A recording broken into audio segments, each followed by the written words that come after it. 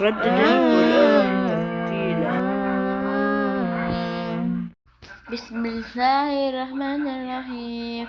قل أعوذ برب الفلق من شر ما خلق ومن شر غاسق إذا وقب ومن النفاثات في العقد ومن شر حاسد إذا حسد.